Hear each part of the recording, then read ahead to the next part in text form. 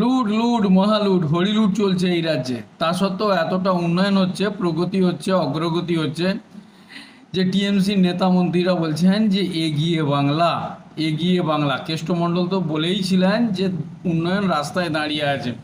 তবে কোন দিক থেকে দাঁড়িয়ে আছে সেটাও একটা ভাবার বিষয়। চুরি, মহাজানি, হত্যা, রেপ, মার্ডার, সিন্ডিকেট, এইসব দিক থেকে হয়তো এগিয়ে বাংলা আছে। কেন এই কথা বললাম, আজকের এই প্রতিবেদনটা দেখে আপনিও সেটা অনুভব করতে পারবেন। নমস্কার বন্ধুরা, আমি রাজকুমার এবং আপনারা এখন দেখছেন এসবি নিউজ।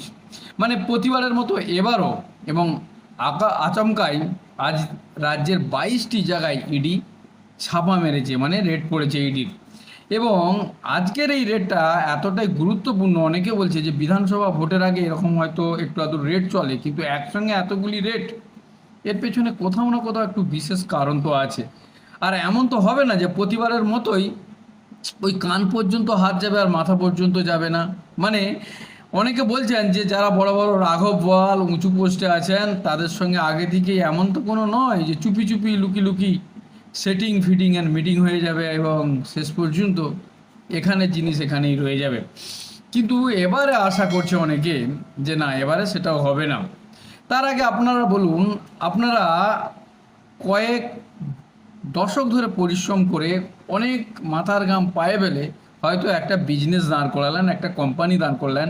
সেই কোম্পানি থেকে যতটা অর্থ উপার্জন হয় তাতে কি আপনারা সহজেই কোটিপতি হয়ে যান? অবশ্যই বলবেন না, কিন্তু কোটিপতি হওয়া যায়। আজকের একটা ঘটনা বলবো যেটা গল্প হলেও কিন্তু সত্য।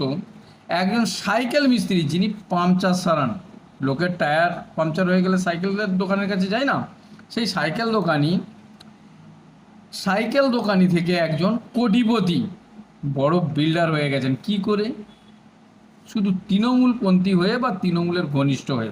এখন কেন এ কথা বললাম, সেই ভদ্রলোকের নাম, ভদ্রলোক এই জন্যই বললাম, এখন এইসব কাজ ভদ্রলোকেরাই করে, এর আগের ভিডিওতেও বলেছিলাম।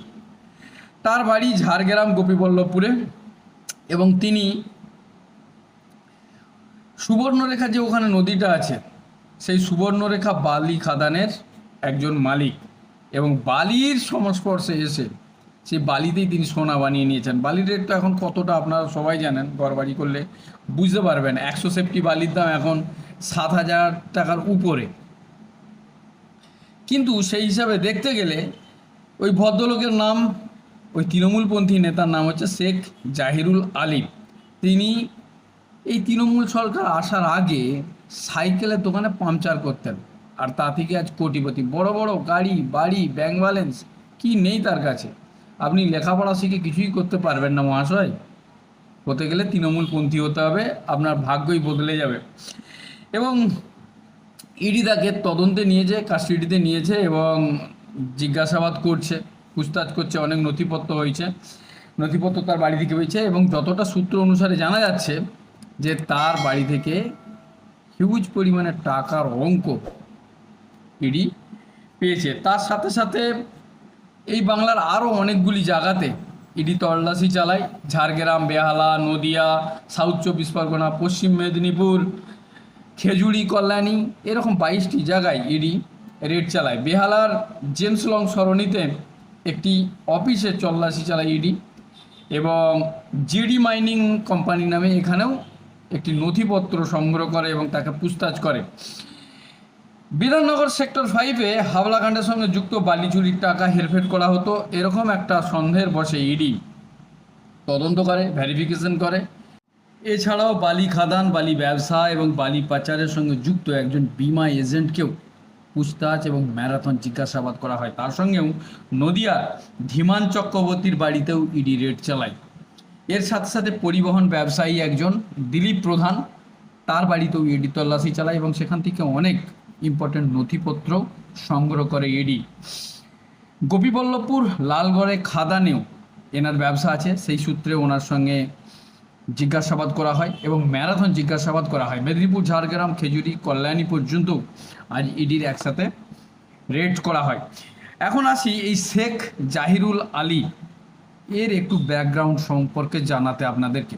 কি করে একজন সাইকেল মিস্ত্রি এত সহজেই অল্প দিনের মধ্যেই কোটিপতি, লাখপতি হয়ে গেল? রাজার মতো বাড়ি, রাজমহল, 2-3টে গাড়ি, কোটি কোটি টাকার সম্পত্তি করে ফেলেছে কি করে? 2011 সালে আপনারা জানবেন বামফ্রন্টের অবসান হয় আর তৃণমূলের আবির্ভাব হয় এই রাজ্যে। সেই সময় এই শেখ জাহারুল আলী তৃণমূল কংগ্রেসের সঙ্গে যুক্ত হয়। তারপর থেকে তাকে ভিলেজ পুলিশ বানিয়ে দেওয়া হয়। এবং শুধু তাই নয়, সেই সময়ই তিনি বুঝতে পারেন যে এইসব করে কিছু হবে না, করতে হলে বড় জায়গায় হাত মারতে হবে। কথাটা শুনতে খারাপ, কিন্তু তবুও বলছি, হাত মারতে হবে, কারণ এখানেই আছে সোনার খনি, বালি খাদান নয়, সোনার খনি। আর তখন তিনি এই বালি খাদানের সঙ্গে যুক্ত হয়ে যান, আর তা থেকেই এত রমরমা, 2-3টে বাড়ি গাড়ি কি নেই, সব কিছুই আছে, যেটা আপনিও বহু বছর কষ্ট করেও উপার্জন করতে পারবেন না। প্রায় 250 থেকে 300 কোটি টাকার অবৈধ সম্পত্তির এই আর্থিক লেনদেনের জন্য ইডি জিজ্ঞাসাবাদ করেছে বা করছেন, এখনও করছেন। এখন অবৈধভাবে বালি নদী থেকে তুলে নেওয়ার ফলে কি হচ্ছে না, নদীর বাঁধগুলো ভেঙে যাচ্ছে, নদীর বাঁধগুলো দুর্বল হয়ে যাচ্ছে, আর সামান্য বর্ষাতে, বন্যাতেই এই বাঁধগুলো ভেঙে যাওয়ার ফলে চাষিবাসী বা কৃষক ভিত্তিক যে আমাদের এই দেশ, এই রাজ্য, তাদের কিন্তু খুব অসহায় পরিস্থিতির মধ্যে হচ্ছে, ফসল নষ্ট হয়ে যাচ্ছে, মানুষের ঘরবাড়ি ভেঙে যাচ্ছে। তাই নদীর তীরে যে বাঁধগুলো থাকে বা নদীতেও যে বালিগুলো থাকে, সেই বালিগুলো যদি মানুষ তুলে তুলে নিয়ে চলে যায় এই অবৈধকারীরা অবৈধভাবে, তো সেই ফলে মানুষ কিন্তু ক্ষতিগ্রস্ত শিকার হচ্ছে, এবং আর্থিক দিক থেকে রাজ্য সরকারও ক্ষতিগ্রস্ত হচ্ছে, কেন্দ্র সরকারও ক্ষতিগ্রস্ত হচ্ছে, কারণ জিএসটিটা রাজ্য সরকার কেন্দ্র সরকার দুজনের কাছেই পৌঁছায়।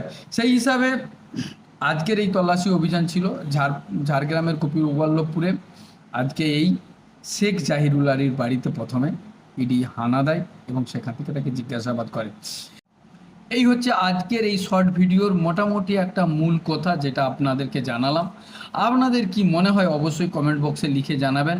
কিন্তু তার মানে এটা নয় যে এই ভারতে বা এই বাংলায় সবাই অসৎ পথে গিয়ে পয়সা ইনকাম করছে। কিছু মানুষ আছে যাদের বিবেক বুদ্ধি, বা যারা দেখতে মানুষের মতো কিন্তু মনুষ্যত্বহীন, অন্যের সম্পত্তির উপর কবজা করে, জমি করে, চাহে সন্দেশখালী শাহজাহান হোক বা কোনো অন্য উঁচু ধরনের কোনো বা উচ্চ পর্যায়ের কোনো নেতা মন্ত্রী, সাধারণ মানুষের কাছে এরা একবারই আসে ভোটের সময়, আর তখনই হাত জোর করে ভোট ভিক্ষা করে, বাকি সময় তো এদের কোনো দেখা সাক্ষাৎ বা পাত্তাও পাওয়া যায় না।